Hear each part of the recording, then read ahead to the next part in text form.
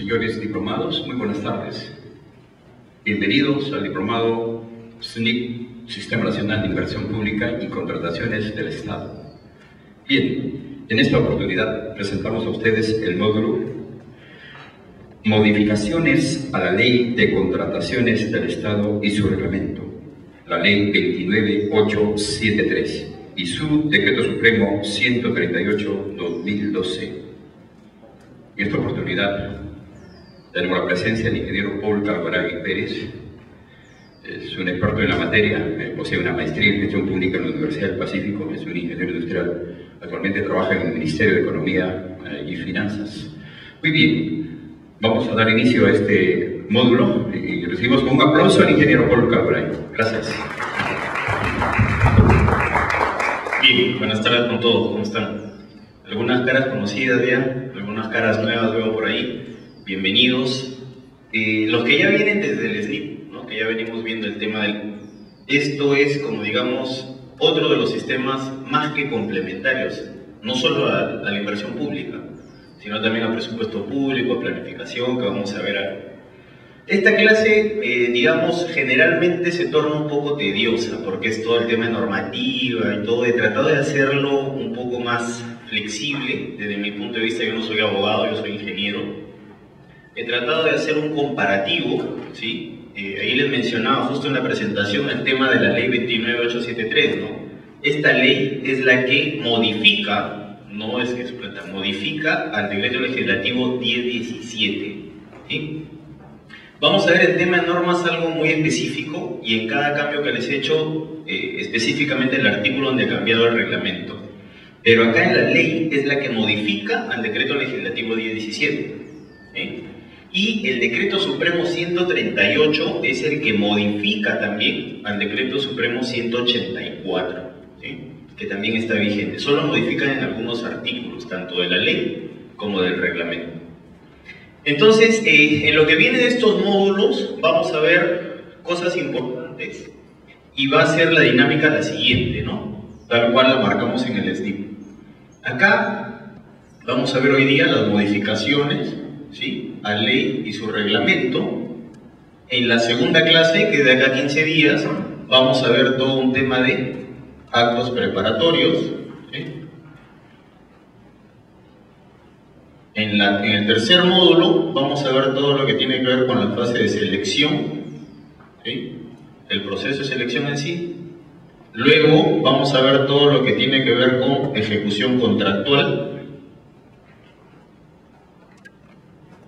Y por último vamos a acabar por ahí con un taller tal cual lo hicimos en el SNIP, ¿no?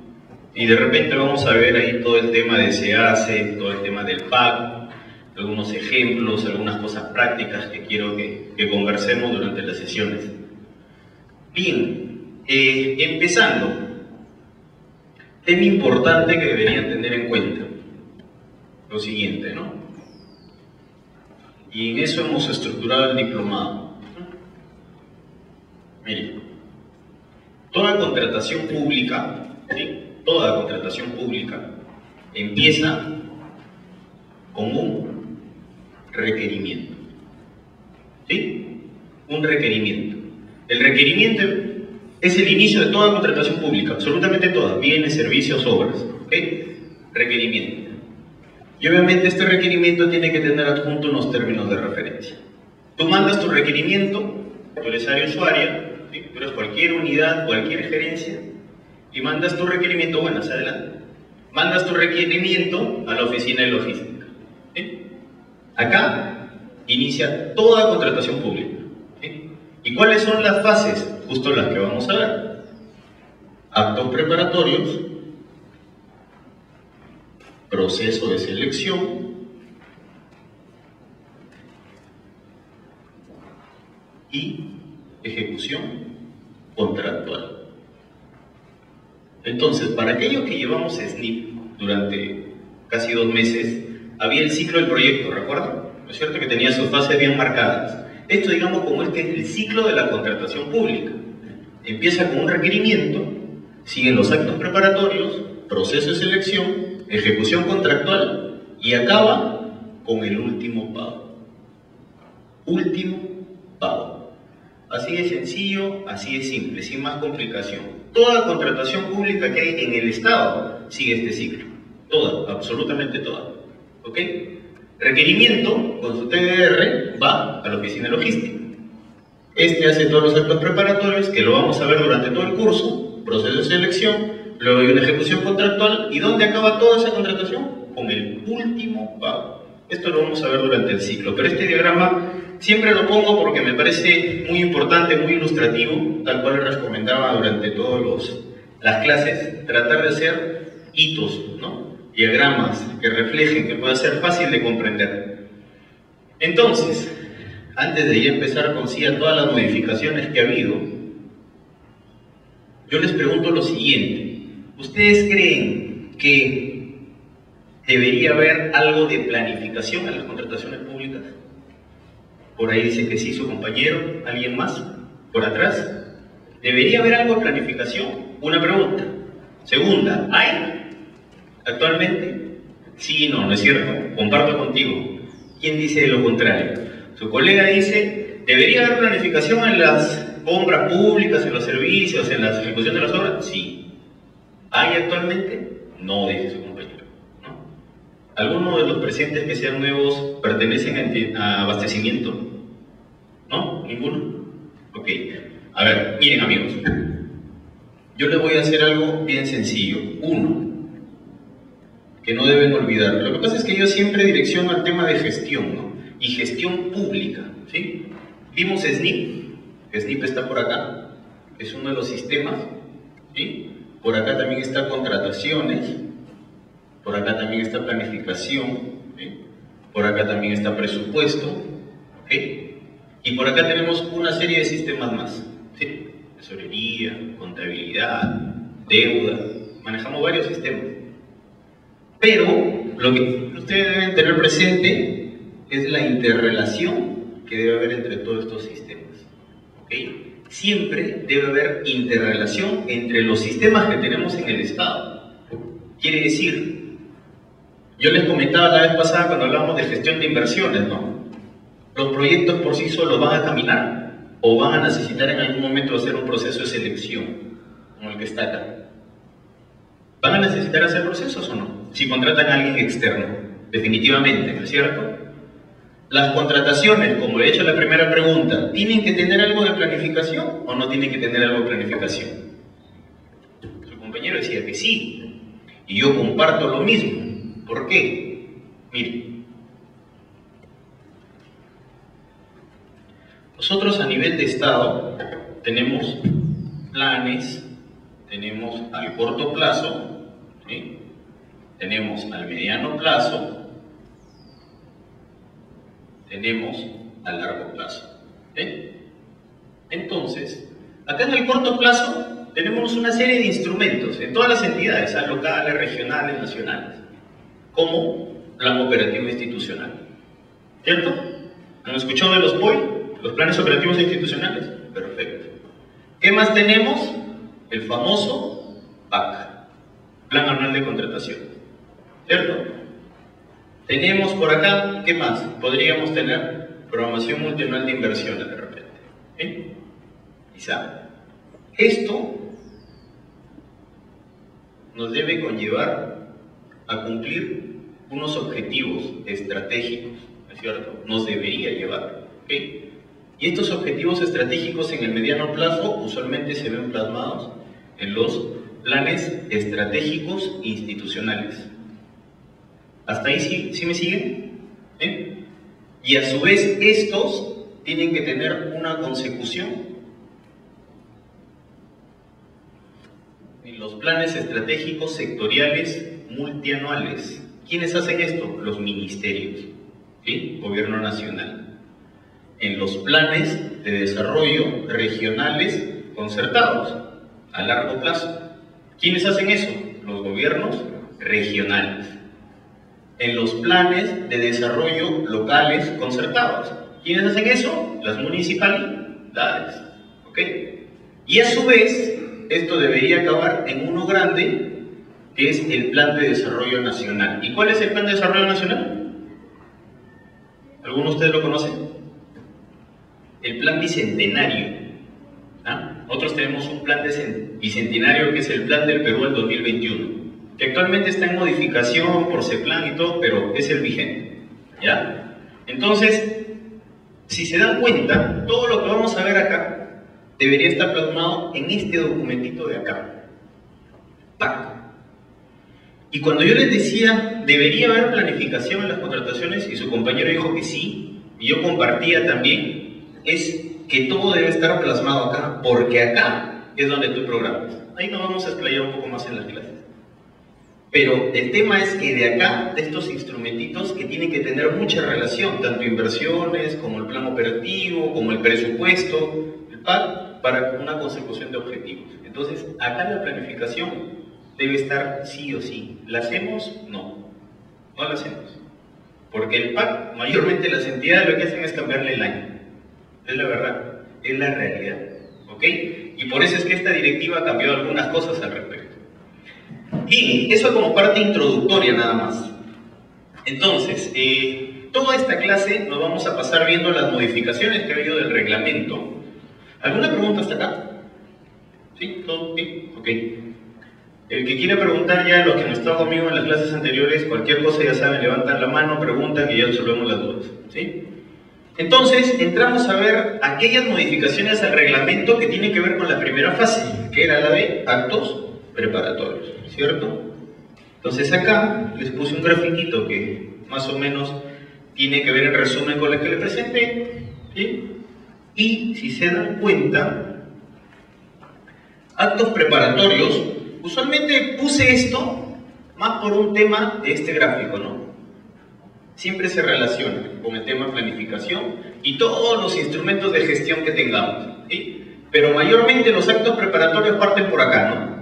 Desde el plan anual de contrataciones, ¿sí? Expediente de contratación, designación del comité especial y elaboración de bases.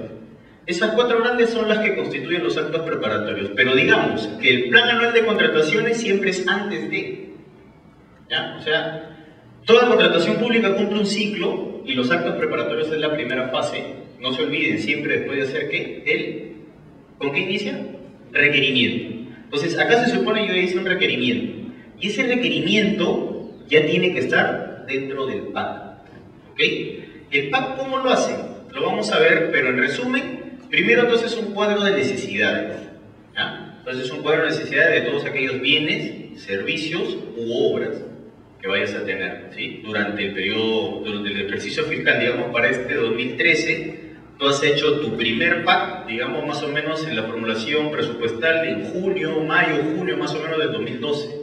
Y por eso yo les hablaba de planificación, porque mayormente, ¿sabes lo que es? Logística empieza a llamar a uno su cuadro de necesidades, ¿no? Y tú como no tienes lo que vas a hacer en 2013, empiezas a llenarlo del año pasado a ver qué borro que ya ejecuté y qué agrego y qué fecha le pongo, qué objeto y lleno y toma, ahí está. Y por eso este PAC se modifica como 100 veces al año, creo. Una cantidad asombrosa, falta de planificación. El PAC lo modificamos a cada rato. En el Estado lo modificamos, así como modificamos el PIN, el presupuesto institucional modificado, este lo modificamos, pero cuando queremos. Le hemos hecho algunas sugerencias ahí a OCE, justo para que vea cómo podemos hacer para que este PAC no tenga tanta modificación en el año, porque la verdad es algo que nos arrastra mucho problema desde comienzo de año. Para el primer PAC aprobarlo, ¿sí? Una vez que está el presupuesto institucional de apertura, tú tienes que aprobar tu PAC en un plazo. Y eso demora, y sin eso tú no puedes gastar ni un sol. Por eso es que enero, ahora que hemos cerrado, hemos visto unas cifras en el ministerio, es el mes históricamente donde menos se ejecuta. Y no necesariamente porque no haya que ejecutar, tienes, pero apruebas en esto de acá, en unas incorporación de saldos que vienen del año pasado, y eso no te permite ejecutar. ¿Ok?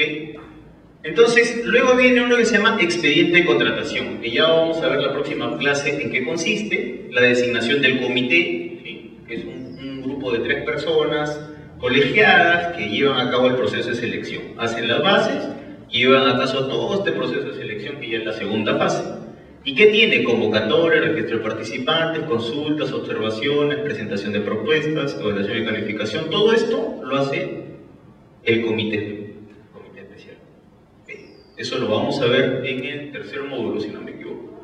Y por último, la ejecución contractual, ¿no? donde vamos a ver todo un tema de garantías, de adelantos, adicionales, ampliaciones, subcontrataciones, intervenciones económicas de obra, todo el tema de resoluciones, de penalidades, recepción, conformidad, liquidación. Vamos a ver el ciclo completito, ¿ya? Entonces, esto es solo también ilustrativo. Algo más de planificación. ¿Qué deberían hacer ustedes, a ver, potenciales trabajadores de las oficinas de logística? Lo primero que se deberían preguntar es ¿qué necesito? ¿No? ¿Qué necesito? ¿Qué necesita mi entidad? ¿No? ¿Qué necesito en cuanto a bienes? ¿Qué necesito en cuanto a servicios? ¿En cuanto a obras? De eso, ¿qué necesito? ¿Cuándo se necesita? ¿No? ¿Para cuándo? ¿En qué tiempo? ¿Cuándo debería llegar? Para que yo pueda programar de acuerdo a los plazos. Adelante, buenas tardes. ¿Sí? ¿Y con qué recursos? ¿Con qué plata?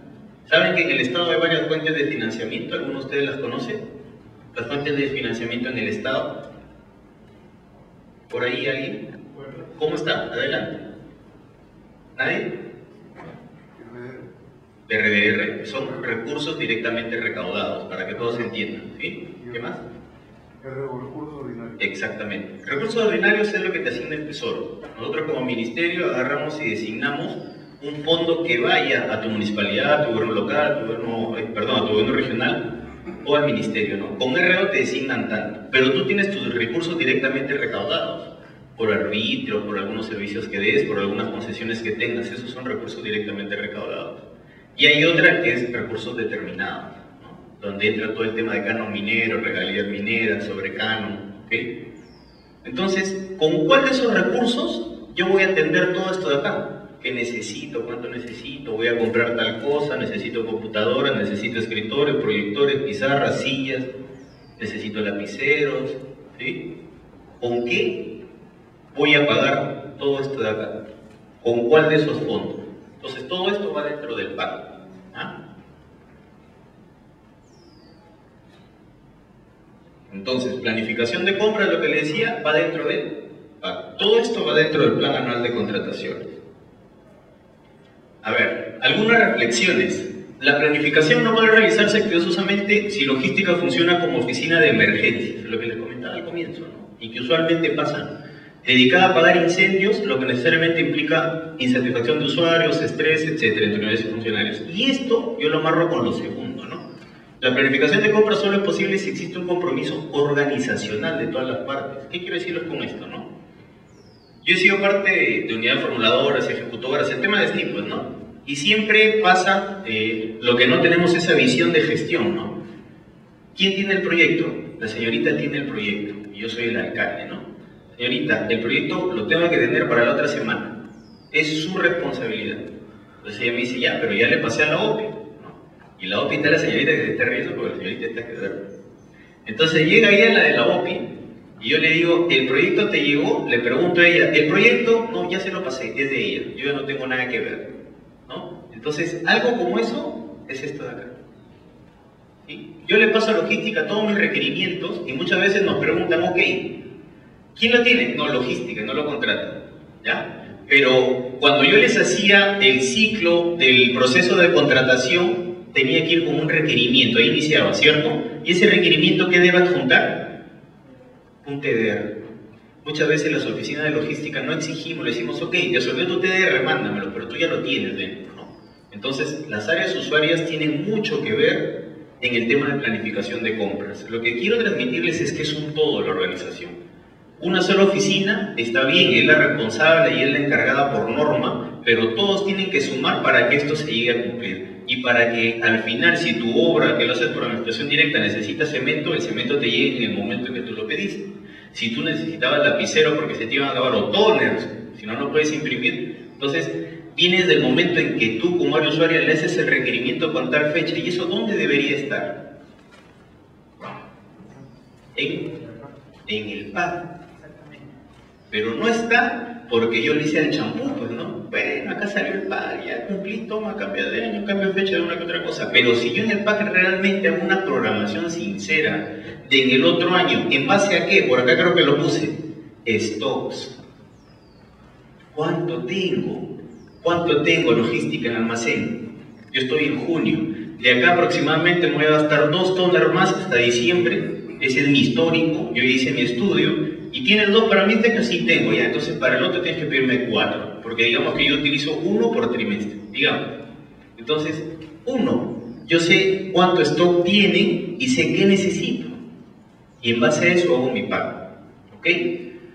Y por último, que la planificación de la compra nos permite controlar el proceso de abastecimiento, ¿no? Analizar las desviaciones y así poder tomar mejores decisiones. Lo que quiero decirles con todas estas reflexiones es enfoque integral. Nunca se olviden eso, enfoque integral, donde todos tenemos que participar, todos tenemos que ser parte de, y no solo decirle al órgano que es el encargado, tú eres el responsable y tú lo haces. No. Porque nosotros como área usuaria somos los que tenemos que saber qué necesitamos. Ellos, su deber es proveernos lo que les pedimos. ¿Pero quiénes piden? Nosotros. Y ahí les voy a explicar ese tema de área usuaria. Ok, ya entramos un poco, definitivamente son varias láminas las que he traído, no están todos los artículos que se cambiaron al reglamento, pero he tratado de ponerles la mayoría. Y ahí he traído un archivo muy interesante que OCE ha colgado, de un comparativo entre el anterior y el actual, resaltando cuáles son los cambios, que se los voy a mandar a la organización para que le redistribuya todos a sus correos. Eso les va a servir bastante. Entonces, tenemos compras menores a 3 UIT. Esto no había antes, miren, las entidades están obligadas a registrar mensualmente en el SEACE, ¿sí? El SEACE es el Sistema Electrónico de Contrataciones del Estado. Sistema Electrónico de Contrataciones del Estado. Entonces, mensualmente, obligatoriamente ahora, las entidades tienen que registrar todas las contrataciones de 1 a 3 UITs. Varios que de repente están acá presentes y dicen 3 UITs y eso qué tiene que ver. Bueno, a ver, para los que no han visto contrataciones, cuando tú tienes procesos menores a las 3 UIT, se llama el contrato directo, ¿no? Yo quiero contratar al señor y él me va a cobrar menos a las 3 UITs. Yo le hago directamente un contrato mediante orden de servicio nada más, ¿ok? No tengo que hacer todo el proceso de selección, ¿ya? Entonces, eso se refiere a las 3 UITs. Pero lo que agrega ahora OCE es, ok, haz las que tengas que hacer, pero regístralas mensualmente. ¿Por qué? Más adelante lo vamos a ver. Ahora OCE tiene la facultad de hacer acciones de supervisión. Antes no estaba eso entre las funciones de OCE. Entonces, queremos ir mejorando ese tema. 2. Efectuar contrataciones menores. Y por ahí en algunos les he puesto la referencia del artículo, de la modificación. ¿Ya? Eso lo van a poder ubicar en el cuadrito comparativo que les voy a alcanzar. Automáticamente ahí ven y está en diferente color el cambio. Efectuar contrataciones menores a 3 UIT para evadir la aplicación de la normativa sobre contratación pública constituye fraccionamiento. ¿Qué quiere decir esto? Que de repente yo les decía, el señor por el servicio no es que me cobre menos a las 3 UITs o las 3 UITs. De repente el señor me dice, por mi servicio tú me tienes que pagar 18.000 soles. Es mayor a las 3 UIT. Pero yo le digo, mejor hay que ver 2 productos. Por un producto te contrato ahorita rapidito a 3 UITs y de ahí el segundo producto, otra más, otra banda de servicio más. ¿Ahí estoy fraccionando o no estoy fraccionando? ¿No es cierto? A eso se refiere efectuar contrataciones menores a 3 UITs. Y lo vamos a ver durante la clase. Ya os ha puesto que pueden haber sanciones también para estas cosas, ¿no? Sanciones, hay penalidades, hay infracciones en las que tú puedes llegar para que te pueda sancionar el tribunal.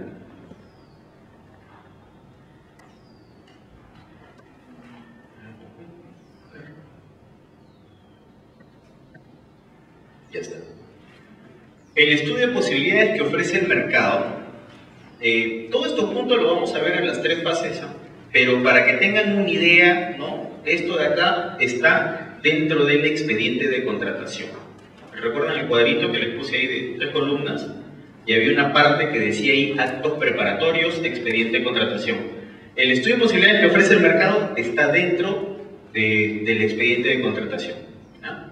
Entonces, ¿qué nos dicen ahora? Mayormente de que el cambio que puede haber, en la primera no tanto, porque siempre es 2 fuentes, ¿no? Cotizaciones, precios históricos, estructura de costos, entre otros, debe sustentarse la inexistencia de una segunda fuente. Entonces, lo que te dice el nuevo reglamento es, siempre te obligan a tener 2 fuentes, pero ahora te dicen, en algunos casos tú podrías tener solo una fuente, pero debes sustentar por qué. ¿Por qué no hay una segunda fuente en donde tú estés? Y no puedas hacer que haya o cotización, o precio histórico, o estructura de costos. ¿Ok? Tienes que sustentar el porqué. Y el estudio de mercado para definir el valor referencial, ¿ya? Tú también debes explicar como órgano encargado de las contrataciones los criterios, el procedimiento y la metodología que has seguido para esta contratación. Eso también es nuevo, ¿sí? El órgano encargado de las contrataciones en el expediente de contratación debe explicar el criterio, procedimiento y metodología que ha seguido para este estudio del mercado. Eso no estaba en el anterior reglamento. ¿Sí? ¿Hasta ahí alguna pregunta?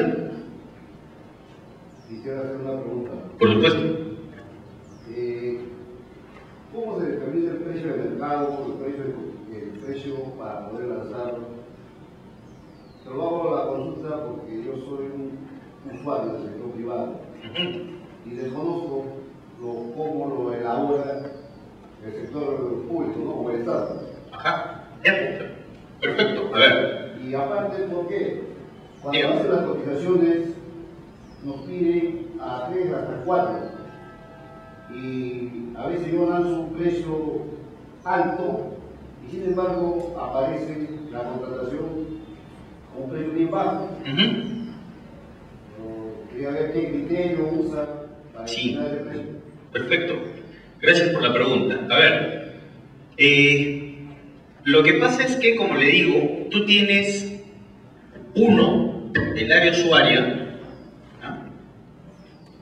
Digamos que usted es un proveedor de bien, servicio, de transporte, servicio. Ok. Entonces, digamos que el área usuaria requiere algún servicio de transporte, ¿sí? Contratar algún servicio de transporte para cualquier bien, insumo, de repente material de obra, lo que sea, servicio de transporte.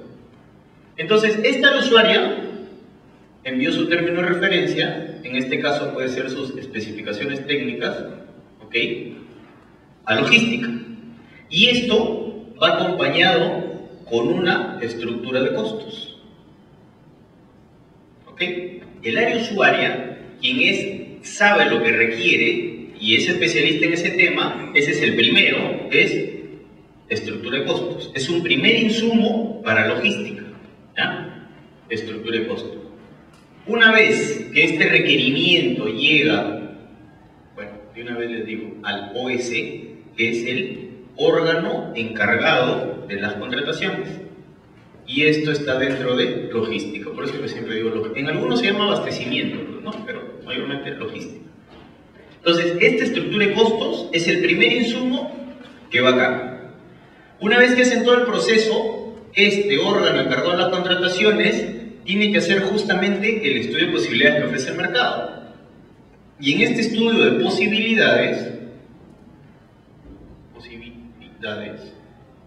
¿sí?, es lo que usted refiere. Hacen 1, 2 o hasta 3 cotizaciones, ¿sí? Proveedor 1 el señor, proveedor 2 por aquí, proveedor 3 por acá. Pero estas cotizaciones que tú pides tienen que estar en base a estas especificaciones. Y es algo que no siempre se está cumpliendo. Entonces, ¿qué pasa?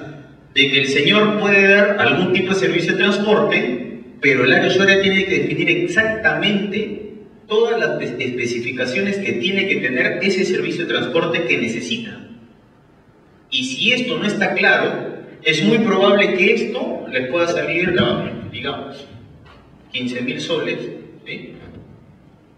Luego viene acá, haces el estudio de posibilidades, pero no necesariamente con esto, ¿sí? Entonces, logística hace su estudio de posibilidades que ofrece el mercado, y acá alguien le puede ofertar 10.000, por acá te pueden ofertar 5.000 y por acá te pueden ofertar 20.000. Hasta aquí tú tienes 2 fuentes.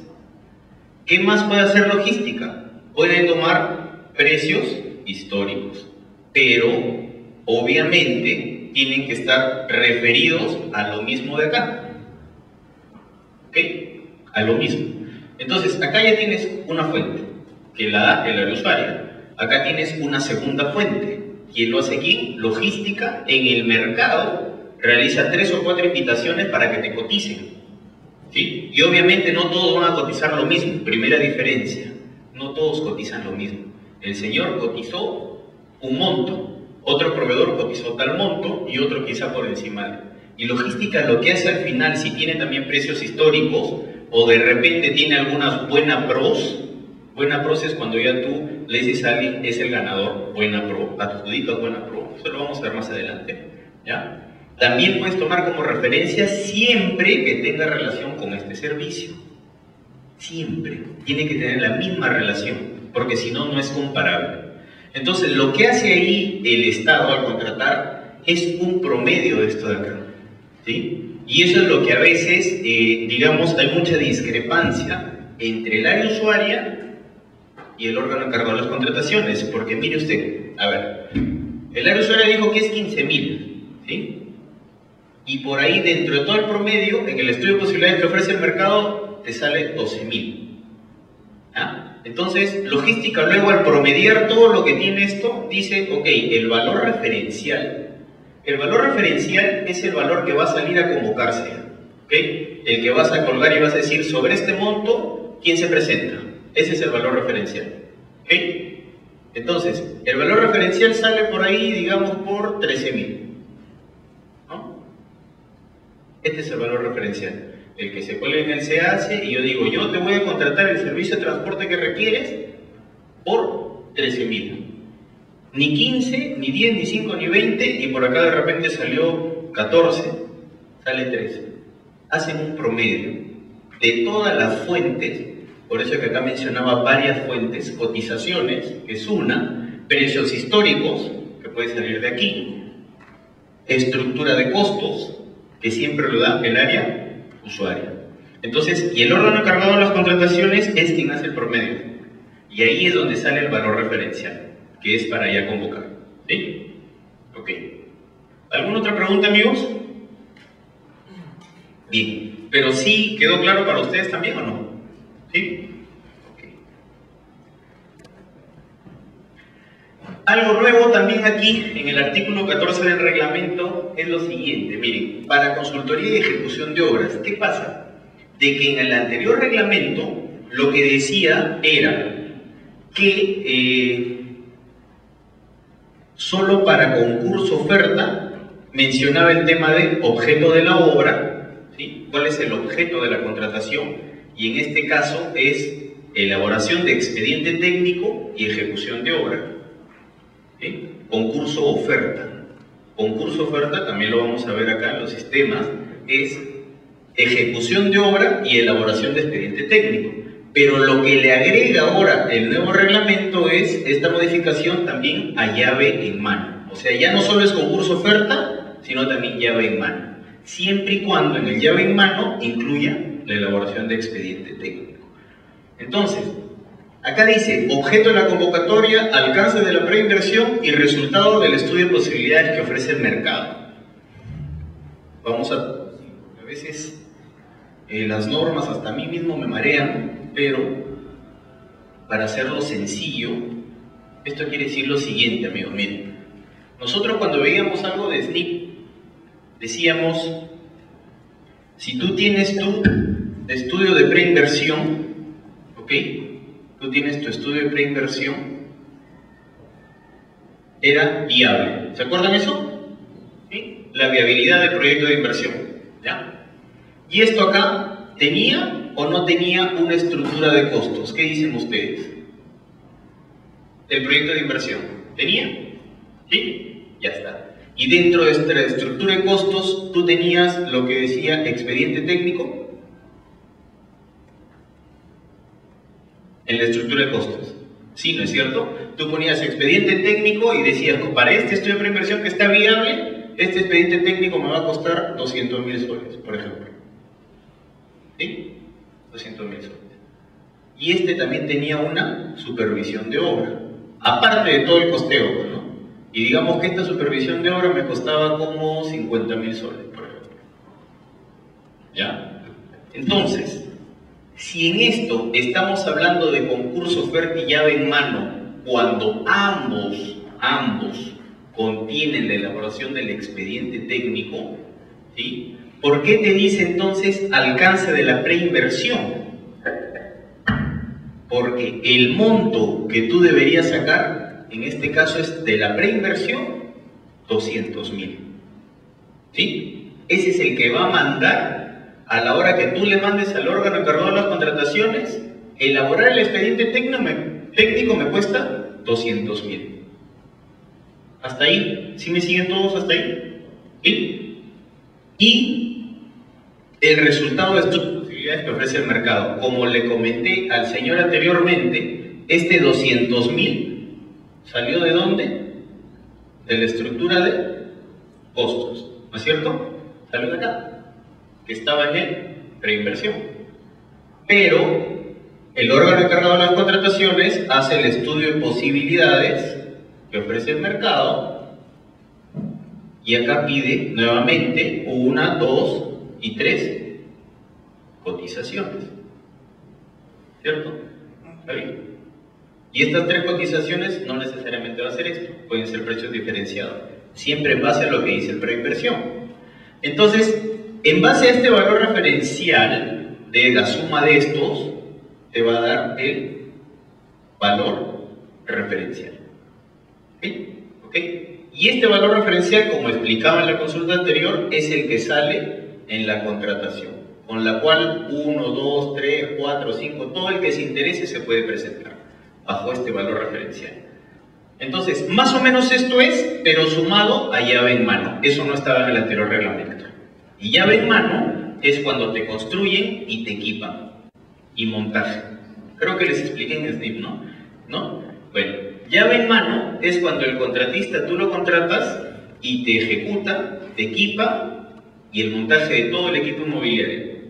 Yo contrato a alguien llave en mano para este auditorio y me lo tiene que dejar tal cual esté para que ustedes vengan y se sienten y escuchen clase. Concurso oferta no. Concurso oferta te ejecuta y te hace el expediente técnico. No te equipa. ¿Ya? Es la gran diferencia. En grandes rasgos. ¿Estamos?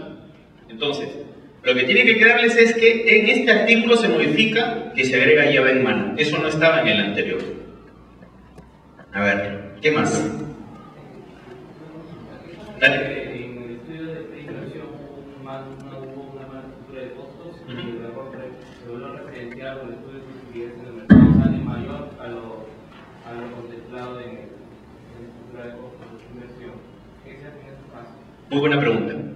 En esos casos, el valor referencial, tu pregunta es para arriba, pero también puede estar para abajo, ¿no? O sea, 200.000 y quizá el valor referencial luego de sumar todo esto te sale 230 o te sale 180. Entonces, ¿qué harías? En lo que se refiere a SNIP, tienes que hacer un registro de modificaciones en la fase de inversión. Sí, tienes que regularizar. Y justo este nuevo reglamento, porque ya hemos conversado con José bastante, hay hasta 2 artículos que lo vamos a ver donde dice todo cambio que surge en base al valor referencial o algo objeto de la contratación, tienen que hacer los registros correspondientes en el Sistema Nacional de Inversión Pública. ¿Sí? Si es para arriba, para abajo, por el valor referencial o lo que sea, siempre primero tienes que tener tu registro en el SNIP. Sí, así es. Otra cosa, Sí. para ya cuando se llega a determinar un posible ganador, ¿qué aspectos se toman en cuenta? Solamente lo que es el valor referencial, porque en cuanto a los juicios muchas veces las cantidades no determinan la calidad del mismo. ¿Cómo se trata ese tema?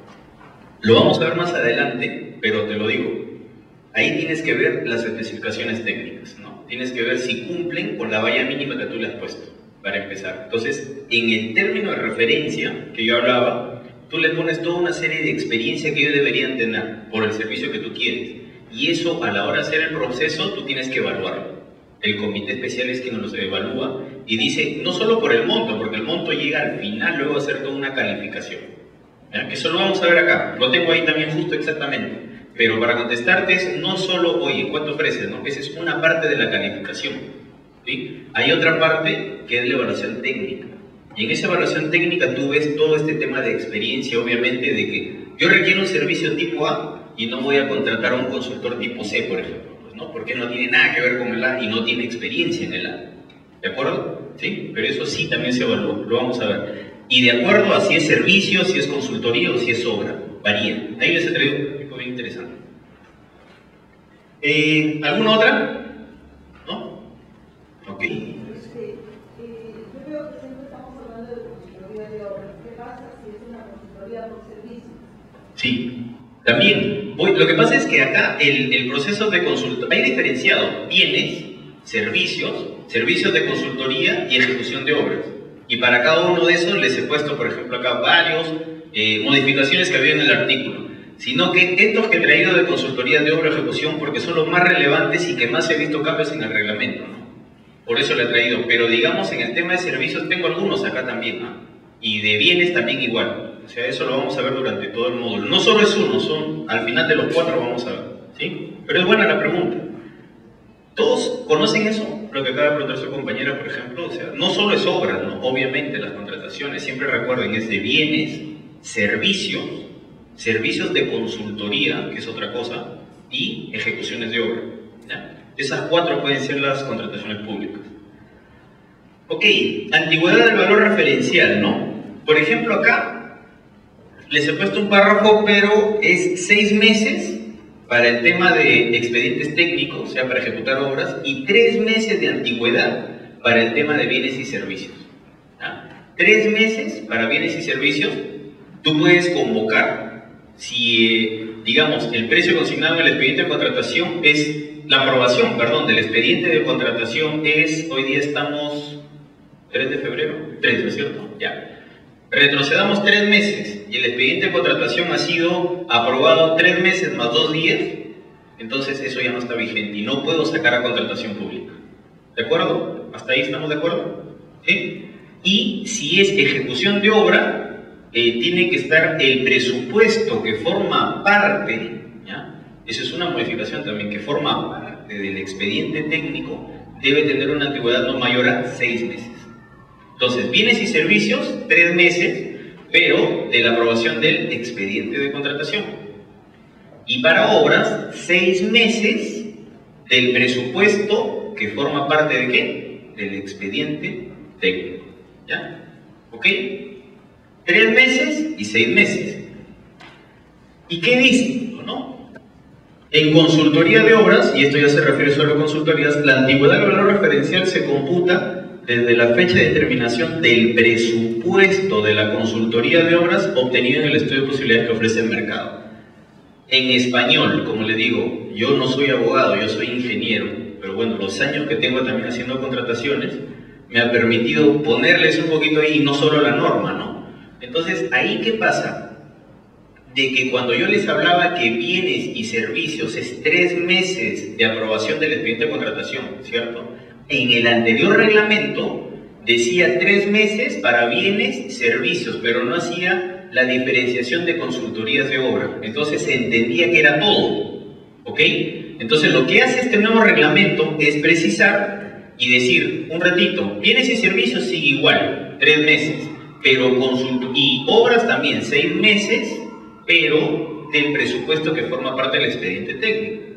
Y para consultoría de obras, ya lo menciona específicamente el nuevo reglamento, dice, de la determinación del presupuesto de la consultoría obtenido en el estudio de posibilidades que ofrece el mercado.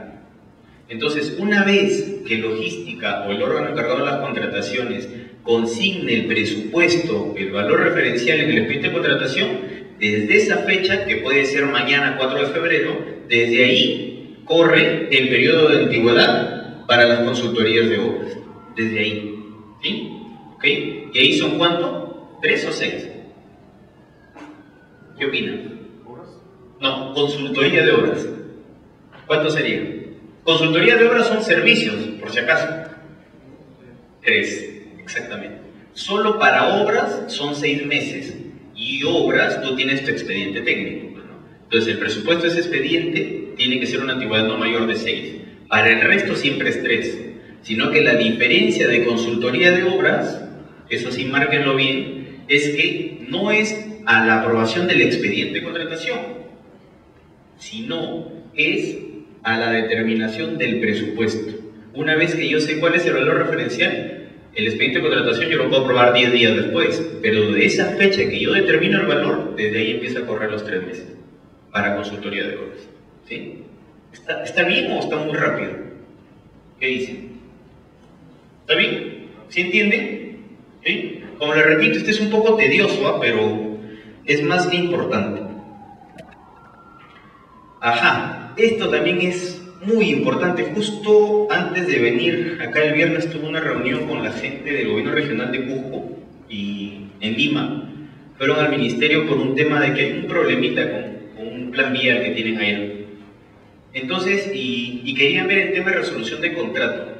Y ahí con la gente le conversábamos y le sacamos a la luz esto. ¿Y por qué? Miren, lo que pasa es que tú cuando vas a contratar a alguien, tú puedes otorgar o certificar esa disponibilidad presupuestal solo en el ejercicio fiscal. En el Estado es así. O sea, yo te digo a ustedes contratistas, yo soy del Estado y les digo, por este 2013, por todo el 2013, según mi cronograma yo te debería pagar tanto, está la disponibilidad presupuestal de 100 millones para la obra, por ejemplo, ¿no? O de 10.000 para el servicio, digamos, o 20.000, perdón, para el servicio, ¿no? Por 20.000 tomas el servicio, pero ¿qué pasa? Este servicio que ellos me van a hacer no solo abarca los 11 meses que queda el 2013, sino pasa al 2014. Entonces, el Estado, cualquier Estado, no te puede decir, el 2014 yo te voy a dar los 10.000 de diferencia. No te puedo decir, tengo disponibilidad para eso, porque el Estado en todo nivel solo te da disponibilidad por el ejercicio fiscal. ¿Ok? Entonces, ¿qué se hace? Lo segundo, cuando se ejecuta parte del contrato y se continúa al año siguiente, se otorga disponibilidad más oficio de previsión presupuestal. ¿Ya? Se le llama previsión presupuestal. Entonces, y eso está en el artículo 77, si no me equivoco, de una ley de presupuesto que es la 28411. Eso es importante, cópienlo, porque les puede salvar varias situaciones. Entonces, es cuando tú contratas a alguien, sea para pagar un bien, un servicio, una obra que va a pasar al siguiente año, tú en tu contrato le pones para este año disponibilidad presupuestal y para el próximo puedo continuar porque yo he hecho una previsión presupuestal. ¿Y qué pasa si no me dan la plata en 2014? No puedo cumplir con esa obligación, ¿cierto? Y por eso siempre se pone una cláusula en esos contratos, cuando pasa al siguiente año fiscal. ¿Ok? Y acá ya le hace mención al reglamento, por eso les puse el segundo cuadrito, ¿no? Usualmente decía disponibilidad presupuestal del año, pero ahora tampoco lo dice así textual. Les dice, revisen el, si no me equivoco, es el numeral 5 del artículo 77 de la ley 28411. Eso es lo que dice el reglamento. Pero yo les puse así en traducción, es previsión presupuestal, porque eso les dice ese artículo. Si tú vas a contratar a alguien que pasa el siguiente año, le das disponibilidad para este y previsión presupuestal para el otro. ¿Ok? Y esto se incorpora en el contrato, y eso ya lo ven sus abogados. ¿Ok? Siempre menciónales ese, yo voy a contratar a alguien, pero pasa el siguiente año. Previsión presupuestal, y el abogado ya debería saber, uy, ¿en el contrato estás considerando eso? No, sí, estoy considerando. Mira. Ahora, es obvio que como entidad tenemos que hacer hasta lo imposible por conseguir esa plata, pues, ¿no? O sea, no es cuestión de también irnos al extremo y decir, bueno, yo le dije al contratista que no tenía para el otro año, pues así que resuelvo contrato, tampoco es eso, ¿no? La idea es, ok, como es de necesidad y es importante, yo contrato y hago hasta lo imposible porque el otro año yo le voy a asignar recursos, obviamente, ¿ya? Pero siempre se tiene que poner legalmente esta cláusula. Los tipos de proceso de selección. A ver, esto lo vamos a ver en la tercera clase, pero lo puse acá porque también ha habido una modificación en el reglamento. Anteriormente teníamos solo licitaciones públicas que son para las obras grandes, ¿ok? O para la adquisición de bienes. Sí, dígame. Lo que es previsión presupuestal, cuando se pasa al siguiente año, ¿verdad? Sí. Pero no hay un tiempo de duración de una obra. No hay un tiempo de duración. Entonces, ¿por qué tendría que pasarse al siguiente año? Ya, perfecto. Buena pregunta. Mira, lo que pasa es que en situación ideal, digamos, uno depende de la envergadura. Digamos, si yo tengo una obra, como una vez la vi, a ver, ¿cuál te puedo decir? Tenemos ahorita una irrigación de margen derecha de Tumbes que tiene un cronograma de 3 años de ejecución, ¿no? Hay uno de Chinecas que también tiene 3 años de ejecución. Hay otra que hubo del Teatro Nacional en Lima que tenía 18 meses de ejecución. Entonces, por más que tú lo hagas desde enero, va a pasar el otro año. 2. El otro punto, de repente solo tiene 6 meses de ejecución, que todo el año la podéis acabar, pero lastimosamente, y al comienzo, y por eso yo hablaba de programación, por X motivos, yo no llego siquiera a tener expediente para convocar la obra hasta agosto o hasta septiembre. En esa fecha recién obtengo buena pro, por ejemplo. Septiembre de este año. Entonces, obviamente, yo firmo contrato en octubre, por ejemplo. Tengo octubre, noviembre, diciembre. Si ese cronograma es de 6, 3 meses van a pasar para el otro año.